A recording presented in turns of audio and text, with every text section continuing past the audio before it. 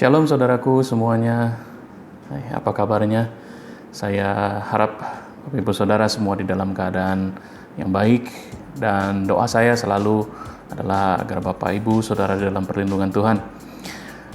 Senang sekali kembali saya bisa menyapa Bapak Ibu Saudara lewat video singkat saya, di mana saya ingin memberikan beberapa petunjuk praktis yang diambil dari firman Tuhan untuk menolong kita semua di dalam menjalani kehidupan kita sebagai anak-anak Tuhan. Dan topik hari ini diambil dari satu pertanyaan yang bertanya seperti ini. Pak Pendeta, memangnya orang Kristen boleh nyinyir ya? Nah, ini memang satu hal yang sering kali kita temui ya di dalam kehidupan kita sehari-hari. Mau di keluarga dengan pacar atau dengan hubungan kita yang lain ya, hubungan dekat, teman dekat ya, di pergaulan maksudnya. Lalu juga yang paling sering terjadi itu di medsos, Bapak Ibu Saudara ya. Tapi bukan cuma itu, bahkan di gereja pun kita bisa menemukan ada orang-orang yang mulutnya nyinyir ternyata. Nah, pertanyaannya, sebetulnya boleh nggak sih orang Kristen itu nyinyir gitu ya? Nah, sebelumnya saya ingin kita menyamakan persepsi dulu ya. Definisi nyinyir itu sebenarnya apa sih? Kalau menurut KBBI, nyinyir itu adalah mengulang-ulang perintah atau permintaan, atau dengan kata lain cerewet. Loh, kok beda ya? Beda dari penggunaan yang sering kali kita pahami kalau kita lihat, kalau kita baca di medsos gitu ya. Kalau dari pengamatan saya, arti nyinyir ini sekarang sudah mengalami kerancuan gitu, alias kecampur-campur dengan arti yang lain.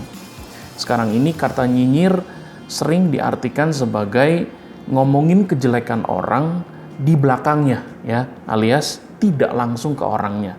Nah, sekarang coba bandingkan dengan arti kata nyindir, bukan nyinyir ya, nyindir. Kalau menurut KBBI, Kamus Besar Bahasa Indonesia, sindir adalah mengata-ngatai atau dalam kurung mencela orang, tetapi perkataan itu ditujukan kepada orang lain ya. Jadi yang dituju ini ngomongnya sama ini. Nah, seperti itu. Itu namanya nyindir, bukan nyinyir. Mirip ya? Mirip sekali. Jadi kerancuannya itu antara kata nyinyir dengan nyindir gitu ya. Tapi demi untuk alasan kesamaan persepsi ini, kita akan membahas istilah nyinyir di dalam konteks kekinian ya, atau dengan kata lain ngomongin kejelekan orang di belakangnya. Oke, so kembali ke pertanyaannya tadi di awal. Orang Kristen boleh nyinyir nggak ya? Pertama-tama saya mau balik tanya dulu nih. Apa manfaat dari nyinyirin orang lain? Coba Bapak Ibu Saudara pikirkan dulu. Manfaatnya apa nyinyirin orang lain?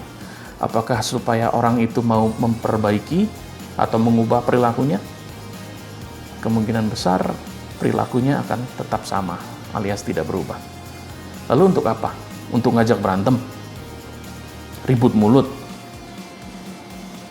Kalau dengan adu debat kita bisa menang ya, mungkin kita pikir kalau dengan adu debat ini kita bisa menang, lalu kalau kita menang orang itu akan melihat, dia sadar bahwa dirinya salah, jadi dia mau mengubah pikirannya. Buat saya itu adalah hal yang terlalu muluk, pengharapan yang terlalu muluk rasanya. Karena kemungkinan besar satu-satunya hal yang didapat dari berantem atau ribut mulut adu debat itu adalah perselisihan atau permusuhan. Lalu apa dong manfaatnya nyinyir? Jujur ya, kalau buat diri saya ya, alasan orang berperilaku nyinyir itu nggak lebih dan nggak kurang adalah untuk menumpahkan kekesalan hati saja terhadap orang yang dinyinyirin. Jadi alasannya sebetulnya tuh egois banget. Betul nggak? Kalau kita mau jujur sama diri sendiri, alasannya itu sebenarnya egois, Bapak Ibu Saudara. Dan kalau ternyata tidak ada manfaat yang diperoleh selain kepuasan diri sendiri, dan malah menghasilkan sesuatu yang negatif, yaitu permusuhan tadi yang saya katakan, saya rasa sebaiknya perilaku nyinyirin orang ini tidak perlu dilakukan kalau begitu. Lalu pertanyaannya, kalau kita kesal dengan perilaku seseorang dan kita pingin mengubah itu, gimana caranya? Saya mau memberikan cara-caranya nih yang sehat ya. Bukan nyinyir, Tapi ini caranya yang terbaik. Yang pertama, Bapak Ibu Saudara bisa ajak bicara secara empat mata, ya. Jangan di medsos, ya. Bicara empat mata. Ini pun sesuai dengan perintah Tuhan Yesus dalam Matius 18 ayat 15. Ya. Lalu yang kedua, gunakan kata-kata intonasi yang sopan, ya. Jadi intonasi yang baik, kata-kata yang sopan itu kita pergunakan.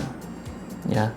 Sekali lagi ini sesuai dengan firman Tuhan di dalam Galatia 6 ayat 1, di mana kita mengoreksi seseorang dengan lembut, ya, dengan kelembutan. Lalu yang ketiga, kita harus fokus kepada perilaku yang mau diubah. Jadi bukan kepada pribadinya orang tersebut, bukan kepada si orang tersebut, entah dia kita bilang dia jelek lah, inilah, itu udah mengarah ke pribadi gitu loh. Jangan ke pribadi, fokus kepada perilakunya, ya. Fokus kepada perilakunya, itu yang ketiga. Lalu yang keempat, kita mungkin bisa nyatakan sebenarnya akibat buruk dari perilaku dia tersebut itu apa gitu. Itu yang kita seberangkan, itu yang kita sampaikan. Lalu bukan cuma sampai di situ, kita juga berikan saran bagaimana caranya dia bisa mengubah perilakunya tersebut. Jadi itu namanya kita memberikan kritik yang membangun. Bukan kritik yang menjatuhkan, tapi kritik yang membangun. Dan saya rasa saran saya hari ini bisa bermanfaat bagi siapapun juga, ya, terlepas dari apapun agama yang Anda peluk. Karena menurut saya perilaku nyinyir ini adalah perilaku negatif yang perlu dikurangi dari lingkungan kita, ya, lingkungan sekeliling kita. Jadi siapapun bisa mendapat manfaat dari saran-saran yang saya berikan ini. Yang pertama, ajak bicara empat mata. Yang kedua, gunakan kata-kata yang sopan. Ketiga, fokus kepada perilakunya, bukan kepada pribadinya.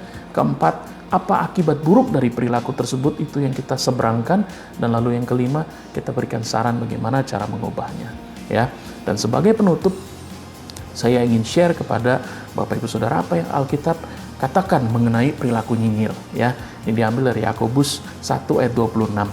Jikalau ada seorang menganggap dirinya beribadah tetapi tidak mengekang lidahnya, atau dalam situasi kekinian tidak mengekang jarinya, ia menipu dirinya sendiri, maka sia-sialah ibadahnya. Jadi saya harap Bapak Ibu Saudara bisa mengambil pelajaran inti dari apa yang mau saya katakan pada hari ini. Kita kurangi, ya, kalau bisa kita hilangkan sama sekali perilaku nyinyir, khususnya di medsos, di mana sangat amat besar peluang untuk terjadinya kesalahpahaman. Dan kalau kita merasa ingin menegur seseorang karena perilakunya, lebih baik kita lakukan secara pribadi, secara empat mata. Dan kalau misalnya itu bukan orang yang kita kenal, sulit untuk kita hubungi, ya sudah, buat apa? Lebih baik kita fokus kepada orang-orang yang ada di sekeliling kita, orang-orang yang kita kenal. Kita buat lingkungan kita menjadi lingkungan yang bebas dari perilaku nyinyir. Terima kasih kalau Bapak Ibu Saudara sudah mengikuti video singkat saya ini. Saya harap Bapak Ibu Saudara boleh mendapat manfaat dari apa yang saya bagikan hari ini, dan Tuhan Yesus memberkati.